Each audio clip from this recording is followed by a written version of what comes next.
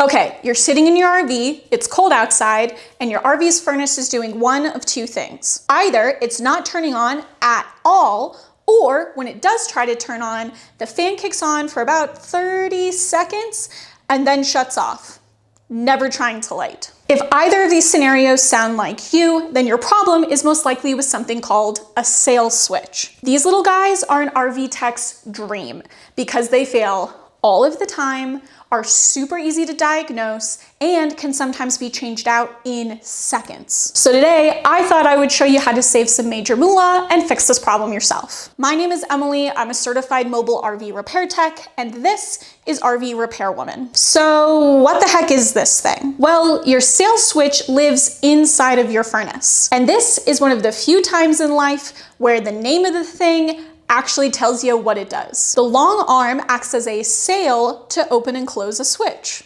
Go figure. This is a mechanical way for the circuit board inside of your furnace to know whether or not the fan is on and blowing enough air. Your furnace really wants to confirm that we have good airflow before we start adding propane and fire to the mix. Your sail switch is one of the many safety mechanisms keeping your RV furnace from turning into a bomb, which is great, because here at RV Repair Woman, we take a hardline stance. No bombs. What's a little less great is that your circuit board will not let the furnace stay on and continue running unless it gets the signal that it needs from this sail switch. And these sail switches are really prone to getting stuck in either the open or closed position when they're not supposed to be. All it takes is one little clump of dog hair wiggling its way over and getting stuck in your sail switch to keep it from opening or closing. And these guys are a magnet for dog hair. So how can you check if the sail switch is your problem? Well, first you have to find your sail switch, and that can honestly be the hardest part of the whole process. Look for a vent that looks like this on the side of your rig, and hopefully surrounding it is an access panel that'll just screw off. Pro tip, use a Robertson or a square tip when you're doing this, and you'll be much less likely to strip screws. I know I'm from Las Vegas, but let's leave the stripping to the professionals. If you don't see an access panel, that's when you're going to need to start channeling your inner Dora the Explorer and start opening some cabinets, looking behind some panels, trying to find access to your furnace. I'm finding that on newer models especially, for some reason they are not giving us furnace access panels on the outside of the rig anymore. And this can make diagnosing furnaces a lot trickier. Hopefully you have an access panel to your furnace. If you do, then the rest of this is going to be easy peasy lemon squeezy. Once you have access to your furnace, you're looking for a part that looks like this. If you have an older Atwood furnace and you're not immediately seeing your sail switch, all you're going to need to do is remove these 4 screws, and this front plastic piece will pop off and your sail switch should be hiding inside. I promise there's a sail switch hiding in your furnace somewhere. You got this. Okay, now that you've found your sail switch, how can we confirm that it's definitely our problem?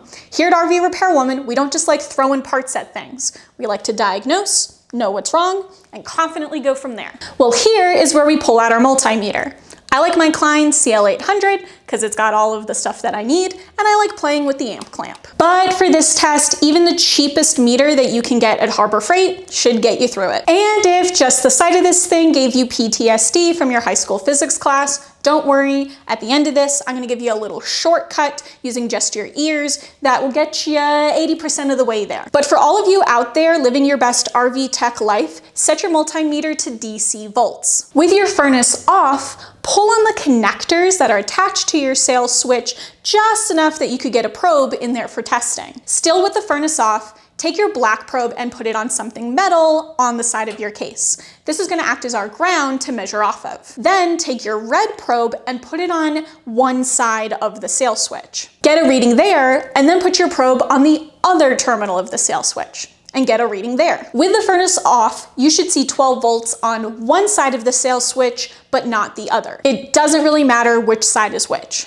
This is because the fan is off, so the sail switch arm should be up and the switch should be open and not letting any power through. Your little sail switch is sitting there living her best life, waiting for her Beyonce wind machine moment. If you do not see 12 volts on either side of your sail switch, then your problem is not with your furnace at all, but instead upstream. I recommend checking your fuses and your batteries, and I've got videos on how to do both of those. Check the links in the description. If you see 12 volts on both sides of your sail switch when your furnace is off, then your sail switch is stuck closed. Jump to this point in the video where I'll tell you how to fix it. If your sail switch was testing good with the furnace off, then let's go ahead and turn the furnace on and run the test the exact same way again to see what we see now. With the furnace on, you're now hoping to see 12 volts on both sides of the sail switch. This is because the fan should now be on, so the arm should be down,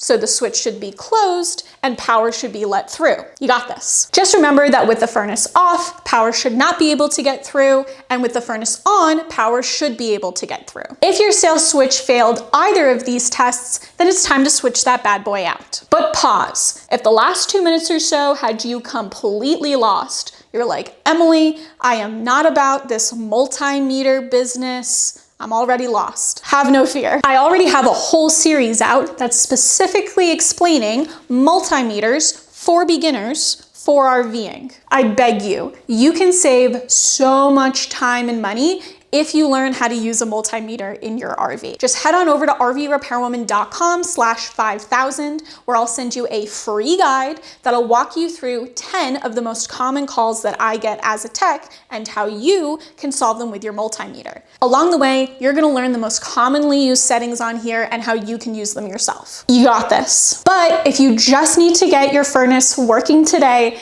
here's a shortcut to help you diagnose your problem using just your ears. If your furnace is not turning on at all, you never hear the fan engage, then your sail switch is most likely stuck closed. Go switch your sail switch out. Or if every time your furnace tries to turn on, you hear the fan blow for 15 to 30 seconds and then turn off without ever hearing a click, tick, tick, tick, tick, tick, hum of the igniter trying to engage, then your sail switch is most likely stuck open. Go ahead and switch out your sail switch. It's that simple. This is the exact same shortcut that RV tech you are about to call is going to use when they come out to look at your RV. Whenever I hear either of these two things from a customer, the sail switch is the first thing that I check. Now, relying on your ears isn't as effective as using the multimeter, obviously, but it can get you pretty dang close. And honestly, when it comes to these furnaces, 80% of the time, it's the dang sail switch. Now, to change out that sail switch, most of the time, you're just looking at removing like 2 screws and carefully pulling that sucker out. If you see like a giant clump of dog hair or debris on that thing when you pull it out, you can try carefully removing the dog hair and putting the sail switch back in and seeing if that solves your problem. But for the most part, you're looking at just replacing the thing. Just keep in mind that Dometic has 4 different kinds of sail switch it uses across all of its brands of furnace, and Suburban has 9.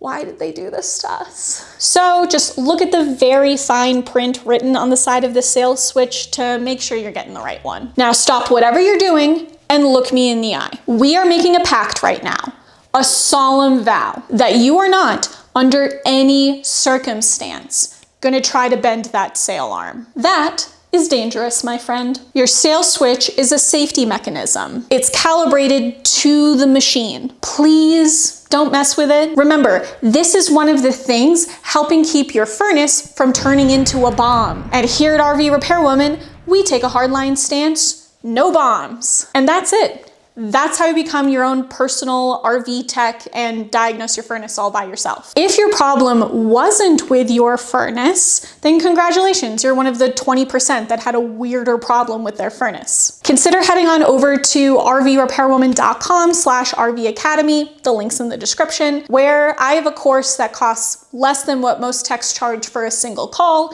and instead, you'll learn how to solve any problem with any of the appliances in your RV. I'm talking not only your furnace, but also your water heater, your absorption style fridge, and your air conditioner. The videos go through step by step how to diagnose every part of all of those appliances, kind of like we did in this video, but for everything. If that's something you're interested, go ahead and check out the link. And in the meantime, you got this.